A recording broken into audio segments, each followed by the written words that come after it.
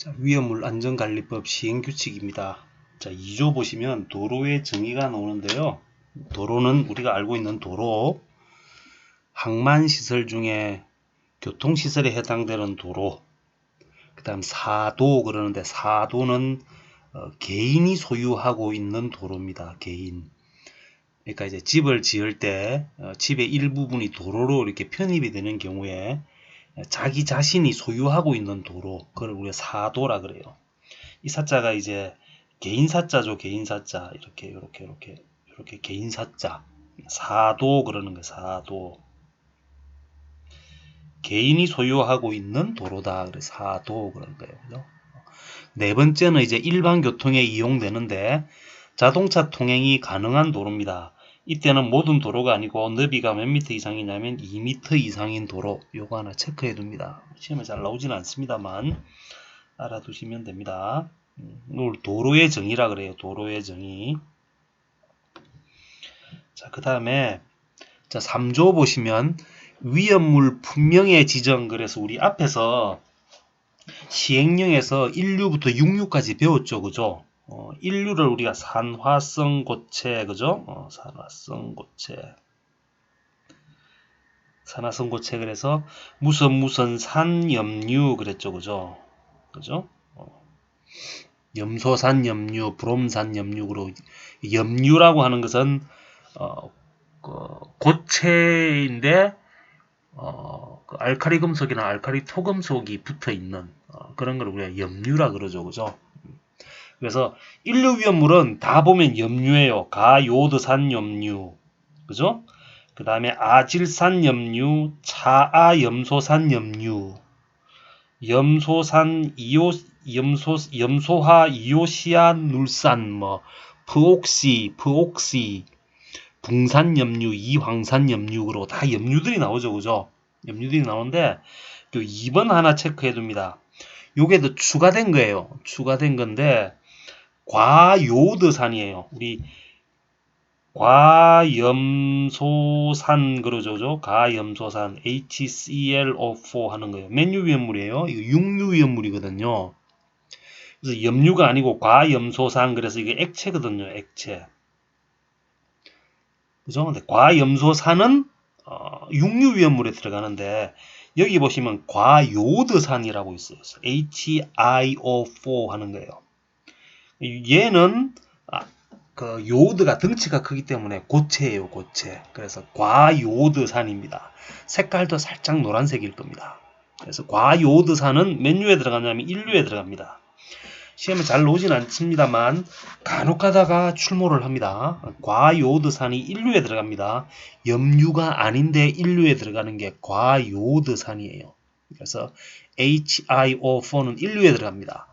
과염소산은 육류에 들어가죠. 그죠? 이 산화성 액체 하는 거죠. 그죠? 그래서 이 간혹가다 한번씩 나옵니다. 다음 중 육류 위험물인 것은 그러고 시험 나옵니다. 인류 위험물이 아닌 것은 그러고 시험에 나온다고요. 그래서 다 염류 다 산염류죠. 그죠? 다 산염류이기 때문에 인류 위험물 외우실 필요는 없는데 여러분이 하나 체크해 두셔야 되는 거는 이 과요드산은 어디에 들어간다? 인류 위험물에 들어간다라는 거 반드시 기억합니다. 그리고 이 삼류 위험물, 그죠? 삼류 위험물은 우리가 금수성 물질 그러는 거죠. 그죠? 금수성 물질. 그래서 삼류 위험물에는 나트륨이라든가 칼륨이라든가 리튬이라든가 황린이라든가 이런 게 있었죠. 그죠? 여러 가지가 있었는데 여기에 뭐가 추가가 되냐면 염소화 규소화물이 들어갑니다. 그래서 SiCl4, Si2Cl6 이런 거예요. 그러니까 실리콘이라고 하는 이게 규소거든요. 규소. 규소는 탄소 밑에 있기 때문에 결합을 4개를 합니다. 그죠? 그래서 CH4고 우리가 C2H6 그렇죠. 그죠? 그래서 탄소 대신에 규소가 들어가고요. 수소 대신에 염소가 들어간다고 보시면 됩니다. 이걸 우리가 염소화 규소화물이라 그러는데 이 삼류위험물에다가 집어넣었습니다. 삼류위험물에다가 얘는요 분해하면은 염소가 나오기 때문에 이 가연성 기체거든요. 삼류위험물에다가 집어넣었습니다. 그래서 염소화 규소화물은 삼류위험물에 들어간다. 이거 하나 기억해 두시고요. 자, 오류 위험물은 우리가 자기 반응성 물질이라 그러죠. 그죠? 그래서 오류 위험물은 대부분이 폭탄이죠. 폭탄. 그래서 아지 화합물인데 아지가 질소가 들어갔다는 이야기예요. 질산 구아니딘이라고 구아니딘. 그죠? 그래서 질산이라고 해서 NO2가 3개가 들어가 있고요. 그래서 질산 NO3가 들어가 있어요. 그래서 플러스 마이너스의 탄소가 들어가 있는 이 질산 구아니딘 하는 거예요. 자, 요게 오류 위험물에 들어갑니다. 얘 모양이 어떻게 생겼는지는 모르셔도 됩니다. 모르셔도 되는데 질산 구아니딘은요. 질산이기 때문에 육류라고 생각하시면 안 되고 질산에 구아니딘이라는 NO2 니트로기가 들어갔다고 보시면 됩니다. 니트로기가 들어갔기 때문에 요거를 우리가 오류 위험물로 봐야 됩니다. 실질적으로 여러분이 배우고 있는 위험물 말고도 위험물이 1류부터 6류까지 상당히 많이 우리가 배우지를 않았어요. 그런데 시험에 나오는 것들이 이런 것들이 분명으로 지정을 했어요. 나중에 지정을 했기 때문에 이런 것들은 여러분이 기억을 해 두셔야 됩니다. 그 위험물 안전관리 기사 시험 볼 때는 잘 나오지 않습니다. 한 10년에 한 번, 두 번 나오는데요. 법에는 간혹가다 한 번씩 나옵니다. 그리고 이제 육류 위험물 보시면요. 육류 위험물 보시면 할로겐 간 화합물이에요. 할로겐과 할로겐이 결합한 상태입니다. 요걸 우리 육류 위험물에다 집어넣어놨어요. 우리 할로겐 그러면은 FCl, BrI 그러죠, 그죠? 얘네들 사이에 결합한 것들이에요. 그래서 CLF 이런 것들요. 그 다음 보시면은 이제 브롬과 뭐 이렇게 BRF3 뭐 이딴 애들요. 뭐 그죠? IF 이런 거요. 요런 것들 그러니까 할로겐끼리 결합하고 있는 것들 이를 우리가 할로겐 간 그러니까 그 사이간자거든요. 그래서 할로겐과 할로겐 사이에 결합하고 있는 화합물들이다. 이거 어디에 들어간다? 육류에 들어간다. 자, 첨가해서 여러분이 외워두셔야 됩니다. 자, 위험물 분명 지정입니다. 3조. 잘 나옵니다. 물론 이제 위험물이 2문제에서 3문제가 나오기 때문에 매년 이게 나온다고 이야기는 못하겠지만은 간혹가다 한 번씩 출몰을 합니다. 안 배웠는데요. 그러시면 안 되고요. 자, 이런 것들이 있다라는 거요. 다시 한번 체크를 하면요. 자, 인류 위험물은 다 산염류인데 뭐가 포함되어 있다? 과요드산 HIO4 하는 게 들어가고요. 자, 삼류 위험물은 염소화 규소화합물 규소와 염소가 결합해 있는 상태. 그 다음에 오류 위험물은 우리가 이제 아지화합물 금속에다가 이제 질소가 붙어 있는 상태. 그리고 금속의 아지화합물이라 그럽니다. 그리고 질산 구아니딘 하는 거요. 질산이라는 NO3에 니트로기가 이렇게 붙어 있는 상태입니다. 니트로기가 붙어 있는 상태다. 이렇게 보시면 됩니다. 그러니까 질산 구아니딘 같은 경우는 탄소예요. 이렇게 NO2가 이렇게 붙고요. NO2가 붙고 여기에 NO3-가 붙는 상태입니다. 그죠? 질산 구아니딘 하는 거예요. 그 다음 육류 위험물은 우리가 할로겐 간 화합물은 육류에 들어간다라는 거 기억해 두시면 됩니다. 그래서 육류 위험물에 요거를 보통 많이 포함시켜서 물어보는 경우가 있습니다. 과요드산이 육류에 들어가는 것처럼 이렇게 문제를 내는 경우도 있어요. 그런데 과요드산은 요드가 워낙 크기 때문에 얘가 이제 덩치가 커져가지고 액체가 안 되고 고체가 된 상태입니다. 그죠? 염류는 아닌데 산화성 고체로 우리가 규정을 인류에 했기 때문에 요드가 크기 때문에 고체 상태가 되었다. 이렇게 보시면 됩니다. 자, 그 다음에요. 자, 5조 보시면 탱커 용적의 산정 기준 그러고 나오는데 여러분이 위험물 시간에도 배웠습니다. 자, 탱크의 용량, 탱크의 용적이라고 하는 것은 내 용적에서 공간 용적을 뺀 거다 이런 거죠, 그죠? 내공 이렇게 보시면 내공이 있다. 내 용적에서 공간 용적을 뺀 거예요. 이게 무슨 소리냐면요. 탱크가 있으면 탱크를 요렇게 만들었다 그래 봅시다. 탱크를 요렇게 만들면요. 요 전체의 부피를 내 용적이라 그래요. 내용적이라 그러고.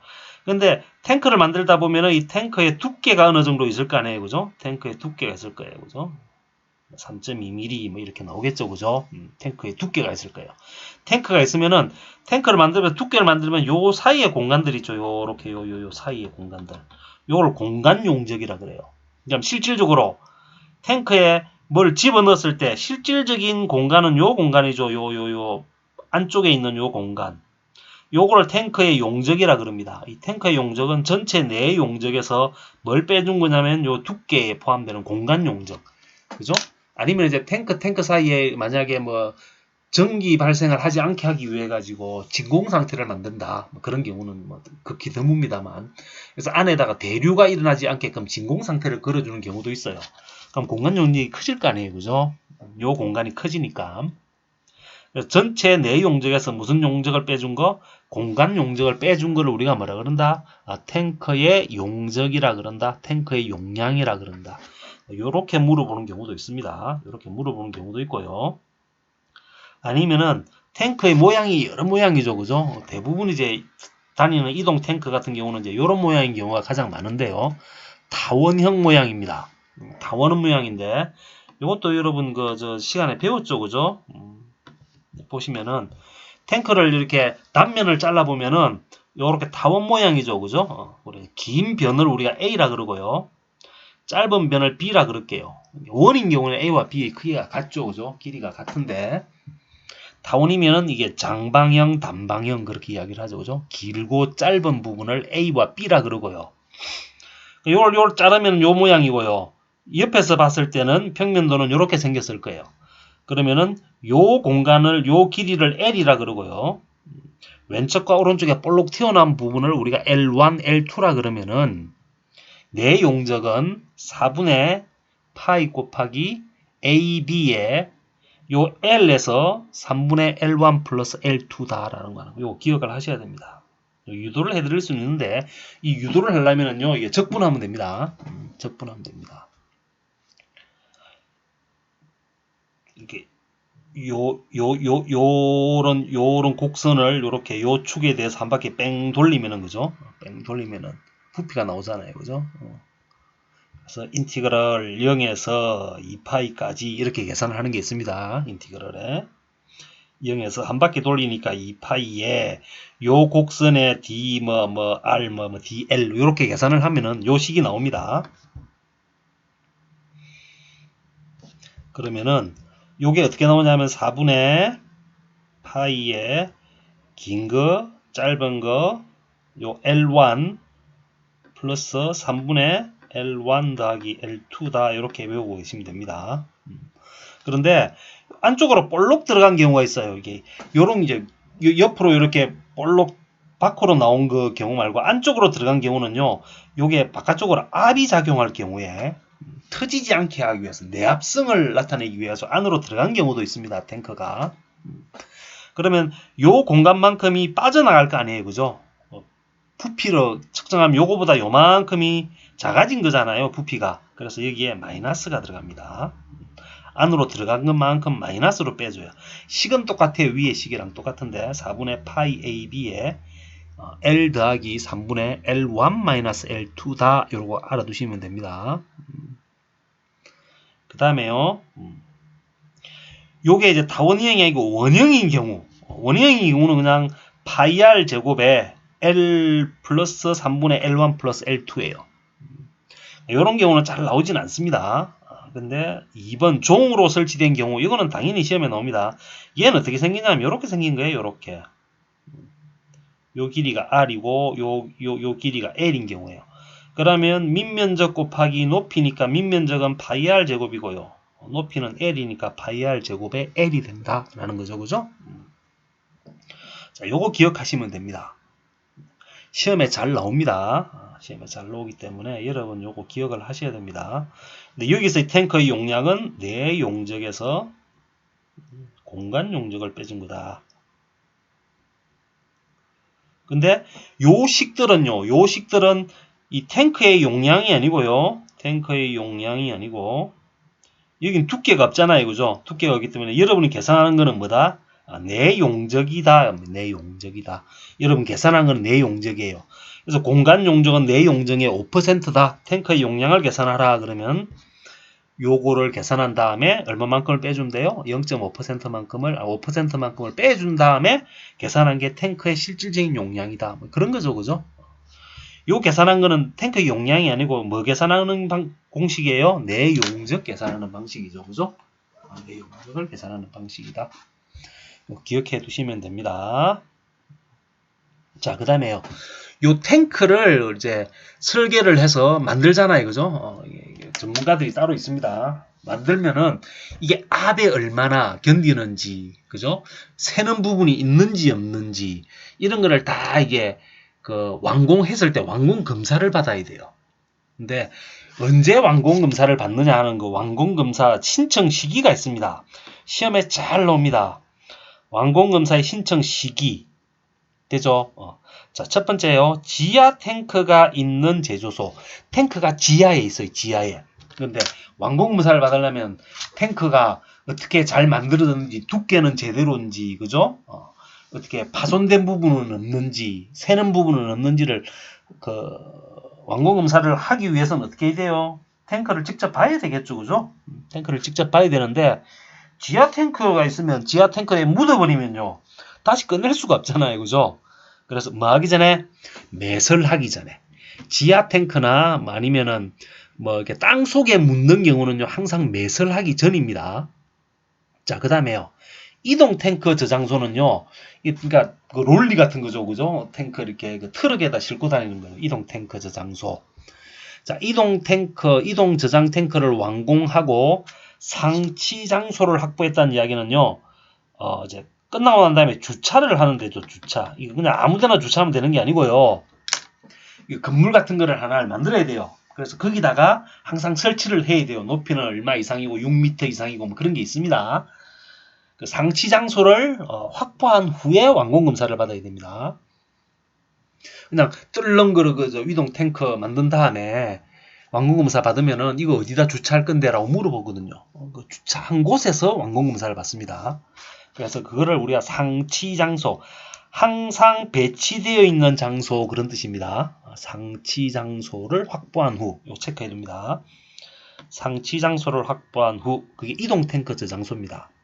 그 다음 이송 직업소 같은 경우는요, 이 배관 전체 또는 일부를 완료한 후에 완공 검사를 받을 수 있습니다.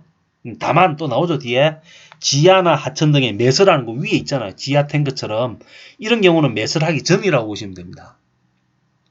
되죠? 이송 직업소 같은 경우는요, 워낙 그 배관 길이가 길기 때문에, 그죠? 일정 부분이 만들어지고 난 다음에 이거랑 똑같이 계속 만들 겁니다. 그러고 우리가 완공 검사를 받으면 돼요.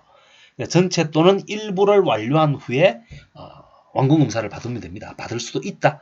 대부분 전체를 다 만들고 난 다음에 완공 검사를 받는 경우가 많은데요. 이제 급한 경우에는 일부만 완료한 후에도 완공 검사를 받을 수가 있다. 이렇게 보시면 됩니다. 자, 그 다음에요. 4번 같은 경우나 5번 같은 경우도 여러분 그냥 읽어보시면 됩니다. 상식적인 이야기고요. 자, 28조 보겠습니다. 자, 이것도 시험에 잘 나옵니다. 제조소의 위치, 구조 및 설비의 기준인데요. 안전거리라고 하는 것은 어떤 우리가 위험물이 있다 그러면 위험물이 있으면 이게 이제 뭐 저장소가 있다든가 제조소, 이건 이제 제조소죠, 그죠? 제조소를 만들었으면은 제조소에서 얼마 이상의 뭘 둬야 된다? 안전거리를 둬야 된다, 그 이야기입니다. 그런데 이 제조소 주위에 뭐가 있을 때는 주택가가 있을 때는 몇 미터 이상? 10m 이상 안전거리를 둬야 된다, 그 이야기입니다. 안전거리를 둬야 된다. 그 다음에 학교나 병원이나 극장 같은 경우 다중이용시설이잖아요. 그죠? 사람들이 많이 모여 있을 때는 몇 미터? 30m. 이거 우리 위험물 할 때 했습니다. 주거용은 10m. 학교나 병원이나 극장 같은 경우는 30m. 자, 그 다음 3번 보세요. 가장 멀리 떨어져 있어야 되는 것들, 문화재. 유형문화재나 지정문화재. 그죠? 무형문화재는 아니에요. 무형문화재는 사람이잖아요. 그죠? 유형문화재, 박물관 같은 게 박물관.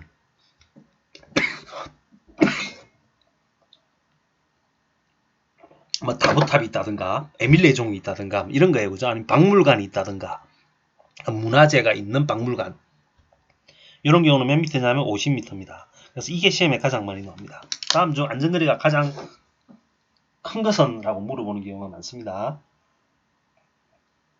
주택 10m, 학교, 병원, 극장 이런 경우는 30m 이렇게 보시면 되고요. 문화재, 박물관 50m 이렇게 보시면 됩니다. 자, 고압가스 같은 경우는 20m입니다. 고압가스 20m. 그러니까 우리 LPG, LNG 이런 것들요. 도시가스는 LNG고요. 액가스, 기후가스는 LPG죠. 그죠? 그죠? Liquefied Petroleum Gas 그래서 LPG 그러잖아요. 그죠? 20m 체크해 두시고요. 그 다음에 35,000V 이하인 특고압은 3m, 35,000을 초과할 경우는 5m. 그 정도 기억해 두시면 되는데 요 1번, 2번, 3번, 4번 정도는 여러분이 기억을 해 두셔야 됩니다. 그죠? 자, 그 다음에요. 이 보유공지가 시험에 잘 나옵니다. 보유공지. 이 제조소 같은 경우가 이제 보유공지가 어떻게 되냐면 제조소를 이렇게 만들면요. 제조소를 만들면은 이렇게 제조소를 동그랗게 만들 수는 없죠. 그죠? 제조소를 이렇게 만들었어요. 제조소를 이렇게 만들면은 이 안전거리 말고요. 이 벽이 있으면은 요 주위에 요 공간이 있어요. 그럼 요 벽으로부터 벽으로부터 여기까지의 거리 이걸 우리가 보유공지라 그래요. 보유공지. 그러니까 여기부터 이제 그 주택까지를 뭐 이제 뭐 10m, 20m 그렇게 되는 거죠. 그죠? 이게 주택이 여기 있다 그러면은 요게 10m예요. 여기 담부터. 그러면 여기부터 여기까지 일정 거리만큼의 안전거리를 더해. 안전거리가 보유공지라 그래요. 보유공지. 그런데 이 제조소가 지정수량의 몇 배 이하일 때는 10배 이하일 때는 이걸 3m 이상으로 두고요. 여기에 저장하고 있는 애가 제조하고 있는 애가 지정수량이 10배를 초과할 경우에는 보유공지 5m입니다. 이게 시험에 제일 잘 나와요. 제조소. 보유공지라 그러는 겁니다. 보유공지 3m, 5m입니다. 보통 3, 5, 10, 15, 20 이렇게 나갑니다. 근데 이 보유공지가 면제되는 경우가 있어요. 면제되는 경우는 여러분이 기억을 하셔야 됩니다. 이 보유공지 면제되는 경우는요. 자, 첫 번째 육류위험물인 경우. 그죠? 방화벽이 내화구조로 할 것. 방화벽은 내화구조로 할 것. 다만 취급하는 위험물이 육류위험물이고 그죠? 이런 경우에는 보유공지가 면제가 됩니다. 체크해 둡니다. 육류위험물일 경우에는 보유공지가 면제가 된다. 이거 알아두시고요.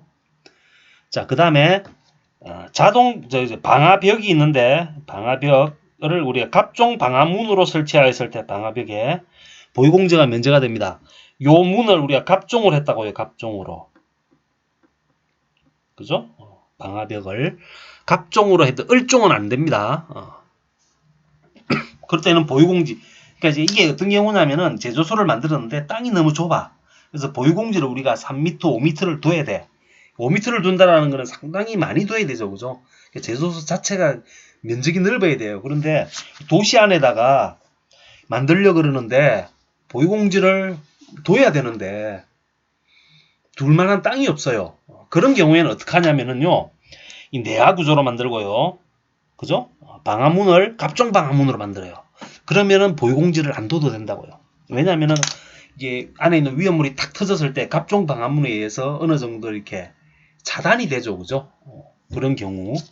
아니면은 방화벽의 양단과 상단의 외벽 또는 지붕으로부터 방화벽이 50cm 이상 돌출되어 있는 경우. 그죠? 지붕 위가 이렇게 지붕이 이렇게 있으면 지붕 위에 이렇게 돌출되어 있는 경우. 그죠?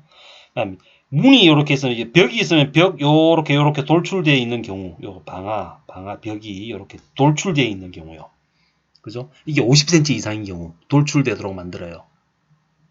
그죠? 요런 경우도 보유공지를 면제받을 수 있다라는 거예요. 그죠? 여러분 위험물 할 때 다 배웁니다. 위험물 시설론 할 때 다 배웁니다. 그래서 요 1번, 2번, 3번 요거는 여러분이 기억을 합니다. 다음 중 보유공지 면제 조건이 아닌 것은 그러고 시험에 나오는 경우가 있습니다. 자, 육류위험물 하나 체크해 두시고요. 두 번째는 갑종 방화문, 자동 폐쇄식 갑종 방화문. 그 다음에 돌출된 부분이 방화벽에 벽이나 외벽이나 아니면 지붕, 그죠? 지붕이 50cm 이상 돌출되게끔 만들어 놨을 때는 보유공지가 면제가 된다. 요거 하나 기억해 둡니다. 자, 표지판까지만 하고 좀 쉬었다 갈게요. 자, 표지판은요, 위험물 제조소 표지판은요, 항상 표지판은 요렇게 만듭니다. 이렇게 직사각형으로 만드는데, 한 변의 길이는 30cm 이상, 긴 변은 60cm 이상, 그죠? 이상 직사각형으로 한다, 그죠? 그리고 여기다가 제조소 이렇게 쓸 거 아니에요, 그죠? 근데 바탕은 무슨 색이고? 백색이고요. 글은 뭘로 쓴다? 흑색으로 씁니다. 이거 체크해 줍니다. 크기하고요. 바탕면은 뭐고요? 백색 바탕에 글자는 검은색을 쓴다. 이렇게 알아두시면 됩니다. 되죠? 자, 그 다음에 위험물 제조소의 게시판, 표지판, 게시판 똑같고요. 뭐 기재사항 같은 경우는 여러분 상식적으로 알아두시면 되고요. 게시판 똑같이 어떻게 한다고요? 백색 바탕에 문자는 흑색으로 쓴다. 게시판이나 표지판이나, 그죠? 표지판은 이게 어디다라는 걸 나타낸 거고요. 게시판에는 여기 뭘 제조하고 있다라는 걸 쓰는 거예요, 그죠? 그 크기도 다 30cm, 60cm 이상이라고 보시면 됩니다. 표지판이죠, 그죠? 물론 이제 하기 언검은 어떻게 하고 뭐 물기 언검은 어떻게 하고, 그죠? 하는 거 있죠, 그죠? 하기 언검 같은 경우는 빨간색 바탕에다가 흰색 글자고요, 그죠? 물기 언검은요 파란색 바탕에 흰색 글자죠, 그죠? 그죠? 그런 것들 다 배웠을 겁니다, 그죠? 자, 여기까지 하고 좀 쉬었다가 배출 시 설비에 대한 이야기를 하겠습니다.